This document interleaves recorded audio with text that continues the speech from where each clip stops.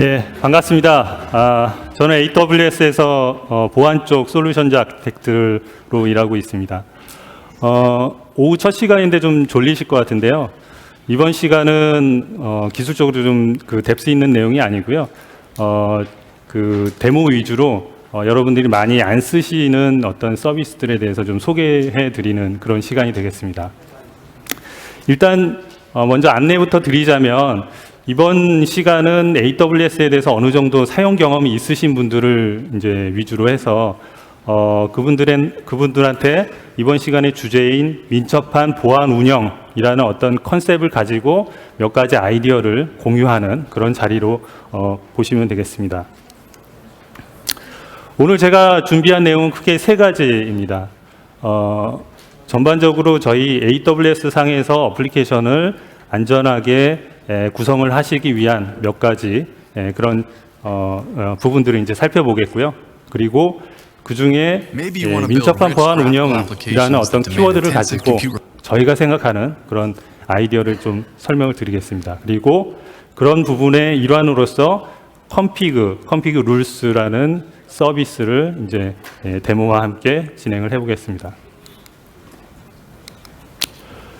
보통 저희 AWS 상에서 어플리케이션 환경을 구성을 하실 때 흔히 이제 고민을 하시는 게 사용자를 어떻게 관리할 것인지, 사용자의 권한, 인증 이런 부분들, 그리고 네트워크적으로 보안을 어떻게 해야 안전하게 환경을 보호할 수 있을지, 그다음에 데이터를 어떻게 하면은 안전하게 잘 보호를 할 수 있을지 이런 것들이 이제 좀 많이들 고민을 하시게 됩니다. 오늘 제가 이제 지금 보시는 요 절차대로 하나하나 이제 좀 설명을 드리겠는데요. 제일 처음에 AWS에서 어플리케이션을 구성을 하실 때 보안에 대해서 설명을 드릴 때 항상 저희가 하는 얘기는 저희 AWS 보안은 책임 공유 모델이다라는 점입니다. 간단히 말씀드리면 가상화 레이어를 기준으로 해서 그 밑에 있는 클라우드 플랫폼 자체는 저희 AWS가 최선을 다해서 필요한 보안이나 절차들이 이제 운영을 하고 있다라는 것이고요. 그리고 그 위에서 돌아가는 여러분들의 어플리케이션 환경은 필요한 어떤 절차나 방법들을 여러분들이 직접 담당을 하셔야 된다라는 것입니다. 요 기준을 가지고 실제로 이제 여러분들이 어플리케이션 환경을 AWS 상에서 이제 운영을 하실 때 제일 처음에 이제 맞닥뜨리는 문제가 시장에서 요구하는 어떤 규제들, 그런 요건들이 당장 이제 시급한 그런 해결 과제가 될 수 있습니다.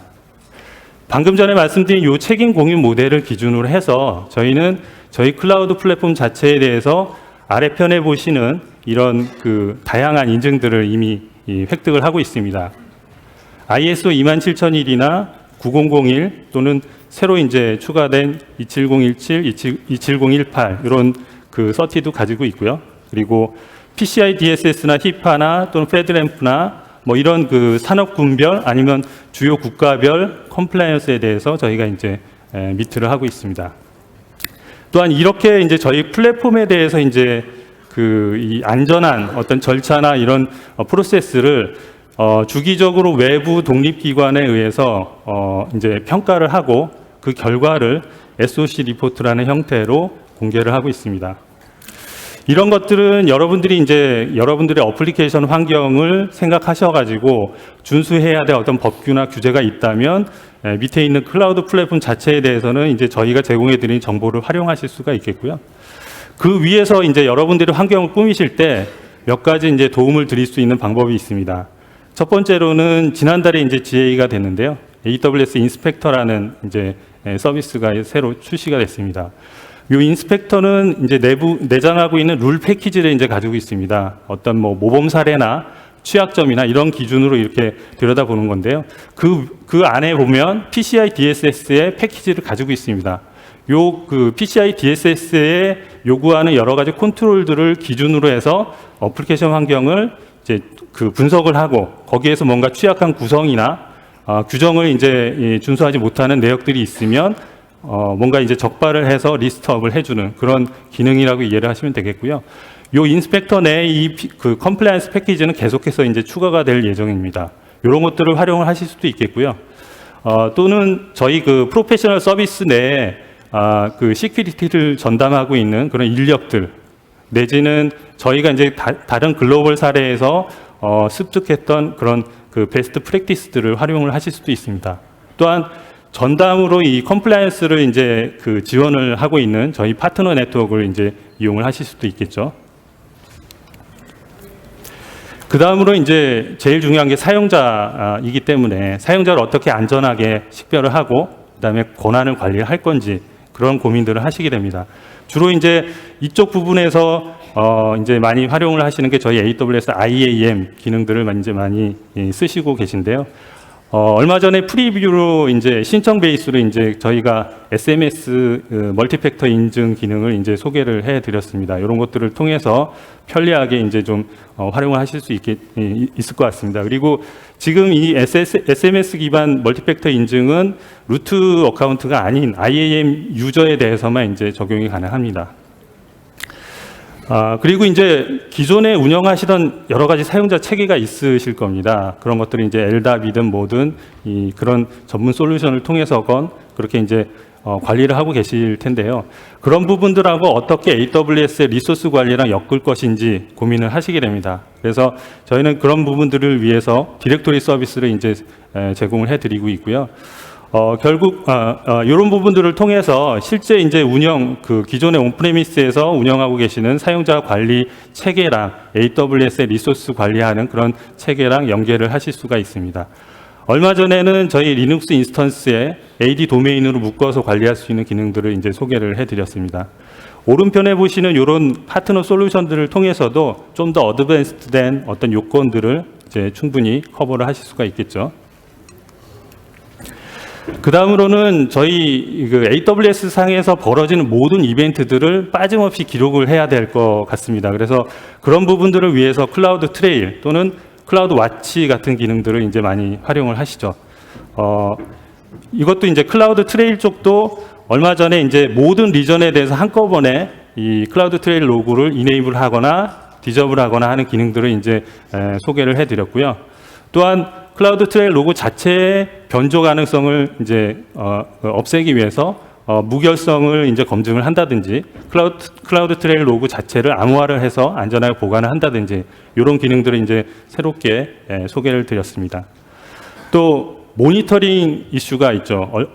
지금 현재의 그 운영하고 있는 인스턴스에 대한 어떤 그 상태 이런 것들을 이제 모니터링하고 통보를 이제 받고자 하실 때는 클라우드 와치를 많이 사용을 하십니다.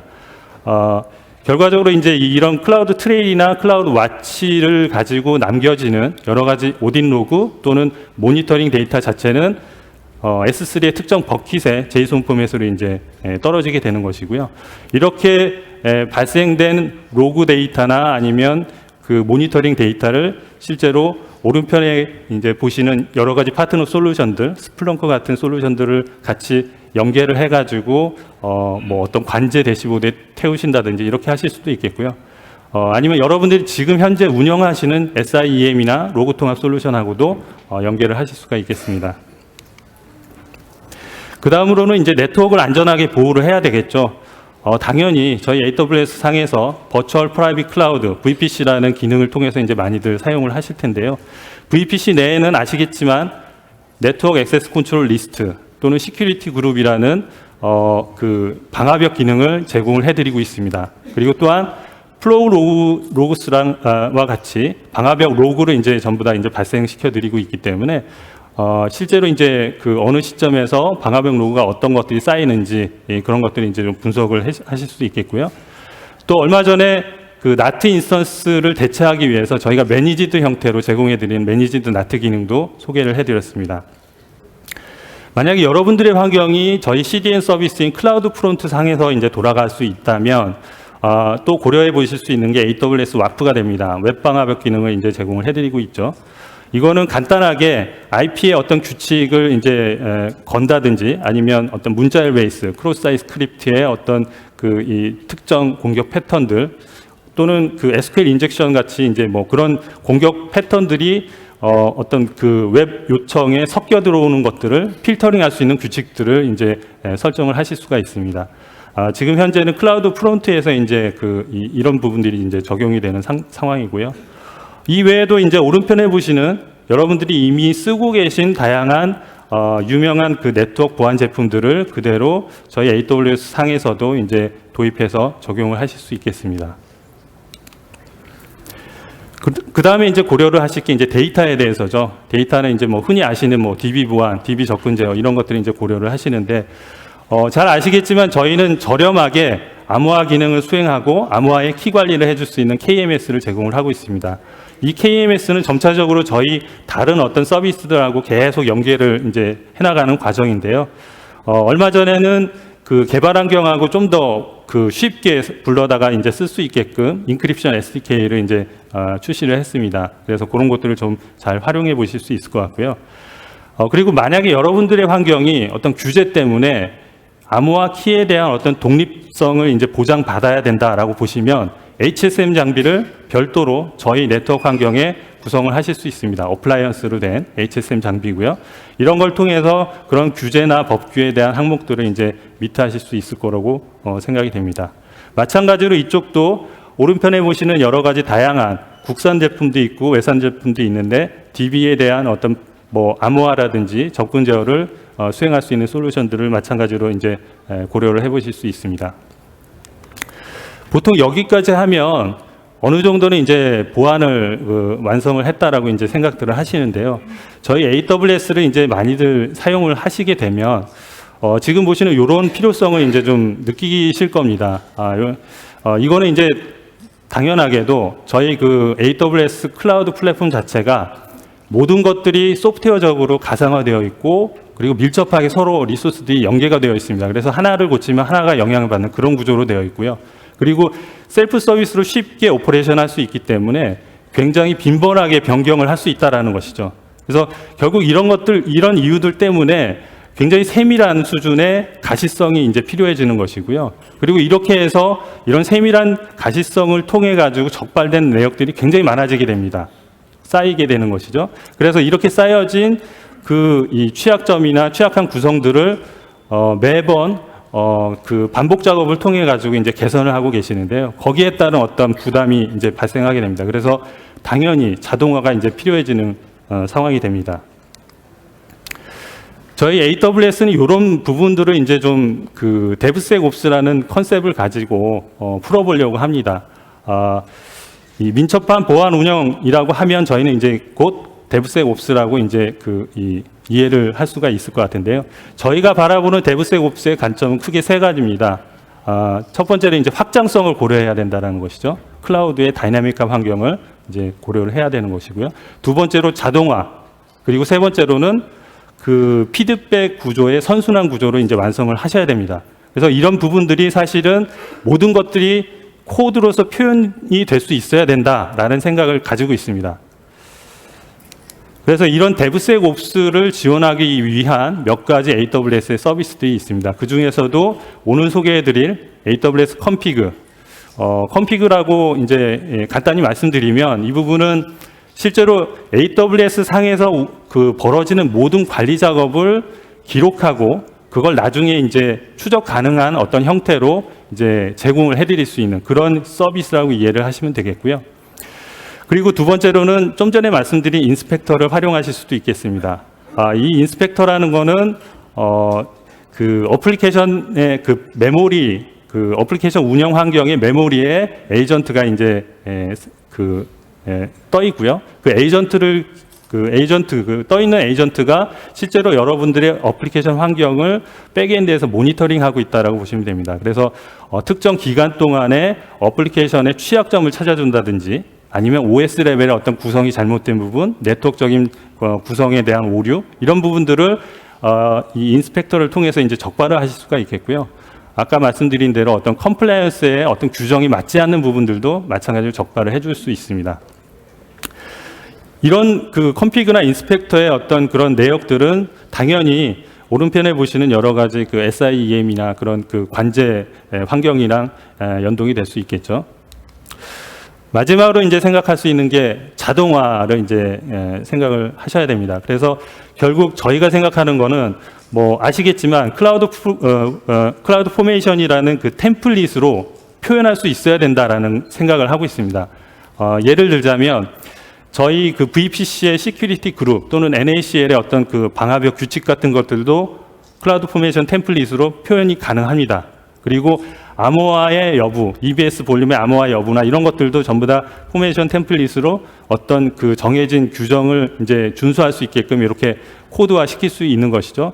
그래서 이렇게 코드화된 클라우드 포메이션 템플릿, 말하자면 인프라를 이제 어떤 그 디플로이 하는 어떤 절차 중에서 특정 단계에다가 이런 방화벽 규칙이나 암호화에 대한 규정들을 담고 있는 클라우드 포메이션 템플릿을 강제로 태우게 되면 어느 정도는 회사에서 요구하는 그런 정책들을 강제적으로 집행할 수 있는 그런 수준이 됩니다. 그리고 또 한 가지 마지막으로 이제 제가 데모로 말씀드릴 그 컴피그 룰스가 있는데요. 컴피그 룰스의 기능 중에는 람다를 통해서 여러분들이 가지고 있는 어떤 그 보안 규정들을 코드로서 표현할 수 있는, 결국은 이제 코드로 표현한다는 얘기는 적발된 내역에 대해서도 자동화 처리를 할 수 있다라는 의미로 이제 생각을 하시면 되겠습니다. 이어서 이제 컴피그에 대해서 간단하게 이제 좀 데모를 통해서 소개를 드리고자 합니다.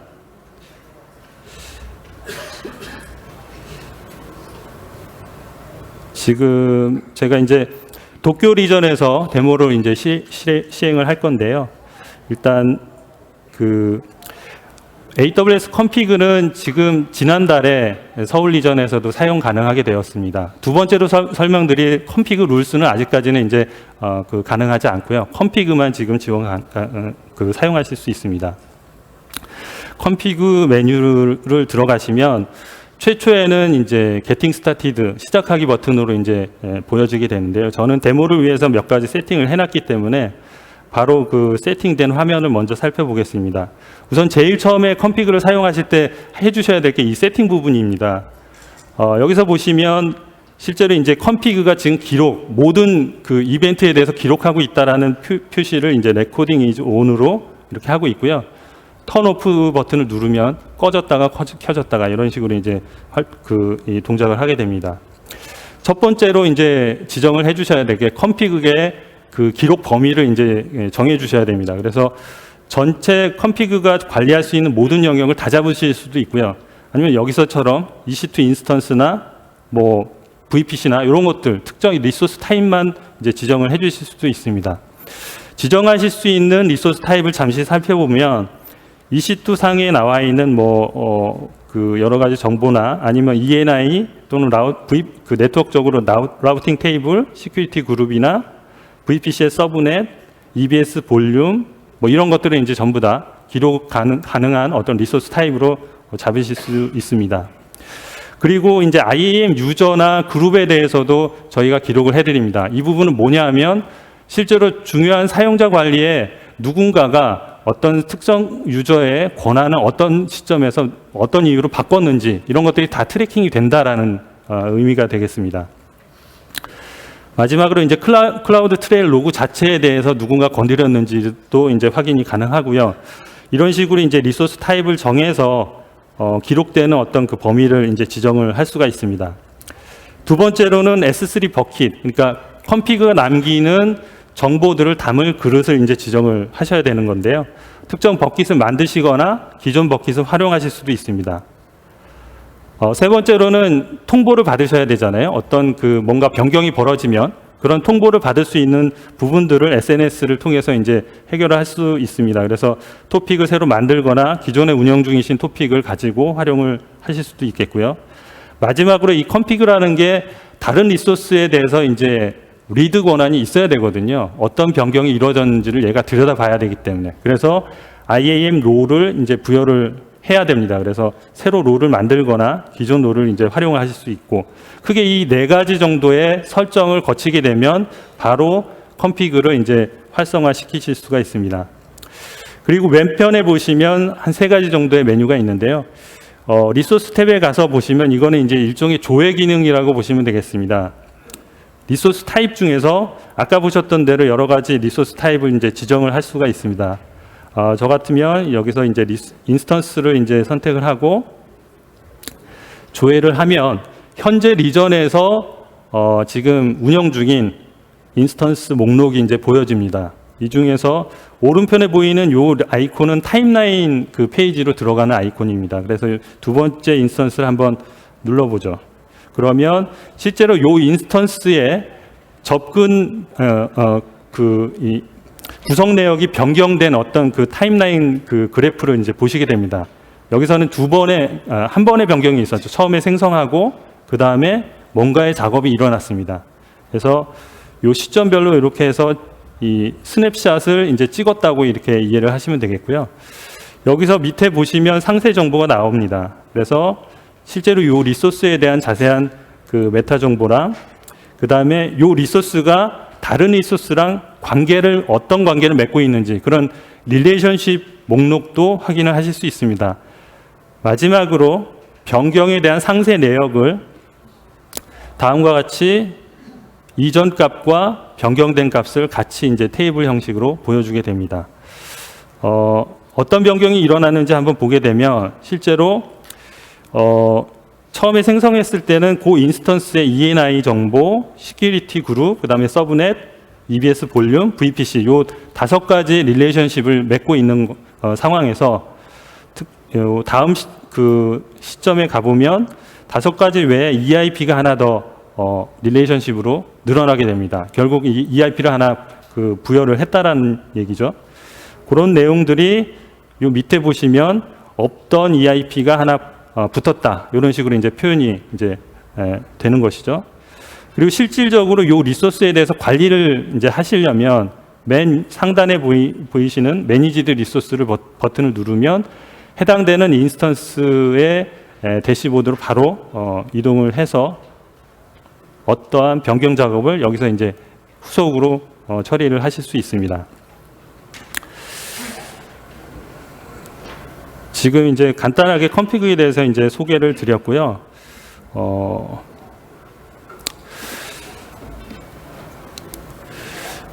지금 좀 전에 살펴보신 대로 컴피그가 하는 역할은 이제 크게 3가지입니다. 첫 번째로는 이 컴피그를 설정하는 순간 바로 그 시점에서의 그 as is 리소스의 상태를 전부 다 이밸류에이션 하게 됩니다. 그리고 그런 것들이 전부 다 이제 그 아까 지정된 S3 버킷으로 이렇게 쭉 들어가게 되는 것이죠. 그 시점부터 일어나는 모든 변경 내역들은 계속해서 레코딩이 됩니다. 그래서 이제 그게 두 번째 기능이고요. 마지막으로 이제 아까 보셨던 SNS 토픽이나 이런 것들을 통해서 통보를 받아보실 수 있습니다. 뭔가 변경이 이루어지면 지금 보시는 이런 형태의 이메일을 받게 되십니다. SNS 토픽에 걸려있는 이메일 주소로 이런 내역이 오게 되는데요. 가운데 있는 저런 그 링크를 클릭을 하시면 실제로 아까 보셨던 그 타임라인 페이지로 바로 이동을 하게 됩니다. 그래서 뭔가 필요한 작업들을 더 후속으로 처리를 하실 수 있습니다.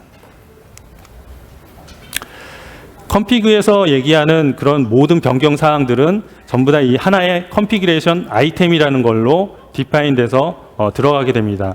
컨피그레이션 아이템의 5가지의 어떤 구성 요소가 있습니다. 첫 번째로는 실제로 이 컨피그레이션 아이템 자체의 메타 정보를 담고 있는 것이고요.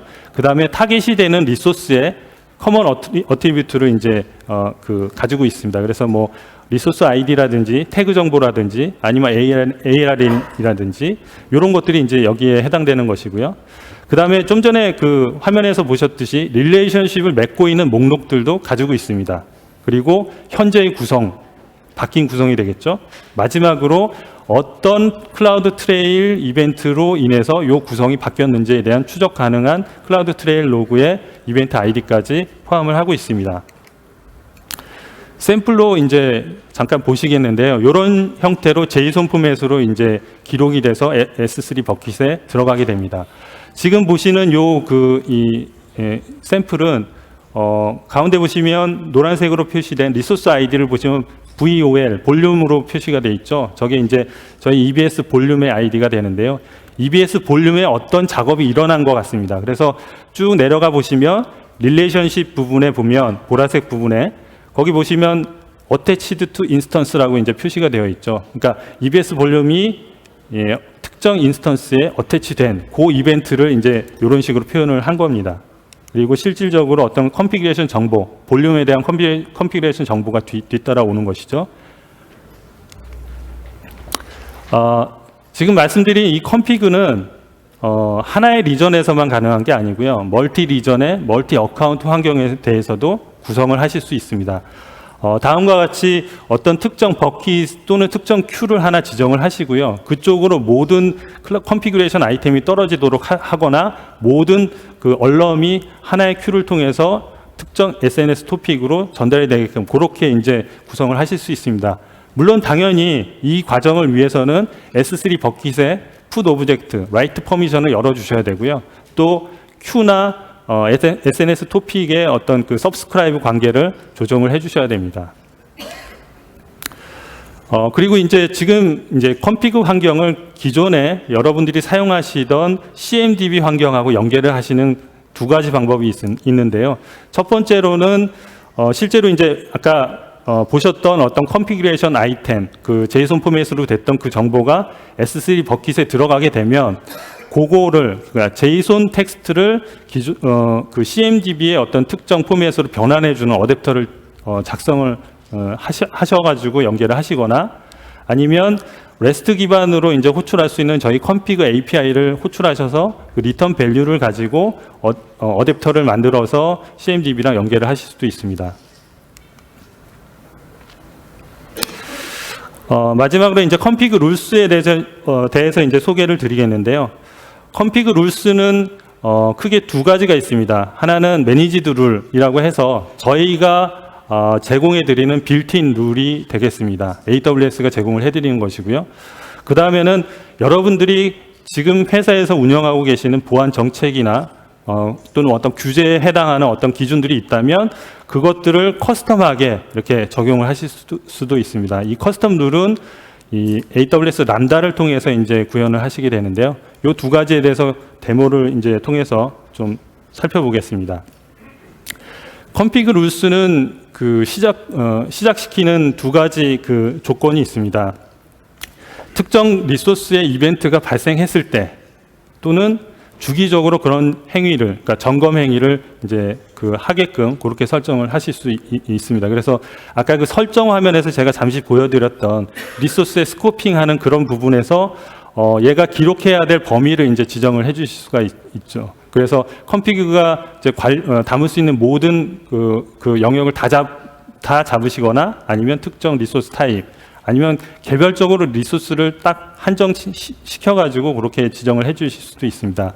내지는 어떤 태그 정보를 기준으로 해가지고 그 컨디션을 가지고 이제 가져가실 수도 있죠.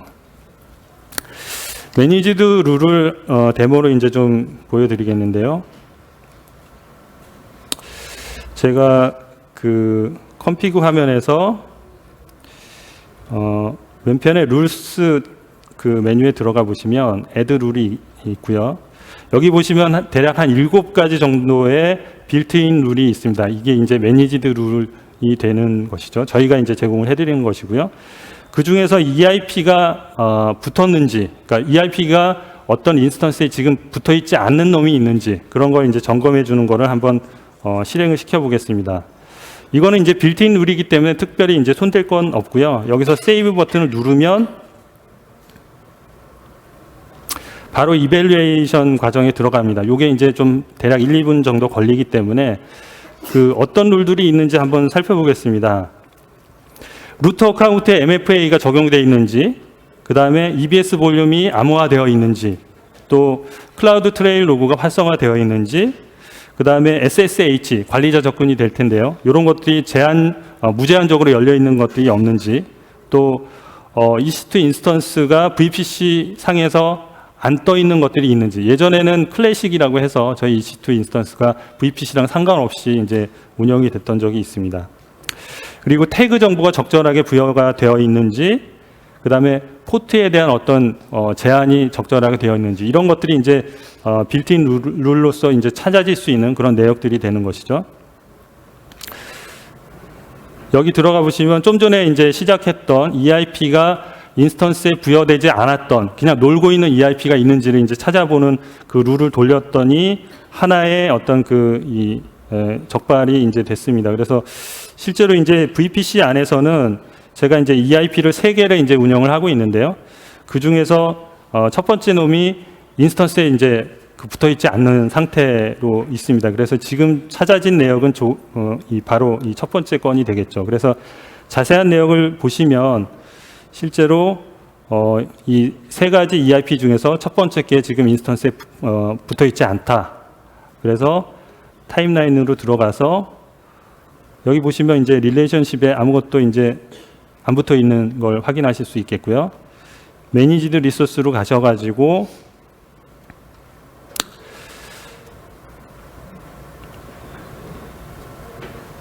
해당되는 EIP를 릴리즈 해주시면 됩니다. 이렇게 하면 이제 놀고 있는 EIP가 없어지는 것이죠.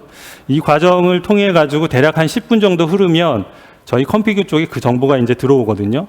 그래서 좀 전에 보셨던 이 컴피그 룰스의 이 부분이 바뀌게 됩니다. 이게 이제 저는 시간이 좀 걸리기 때문에 그거를 이제 화면으로 지금 보겠습니다. 이런 식으로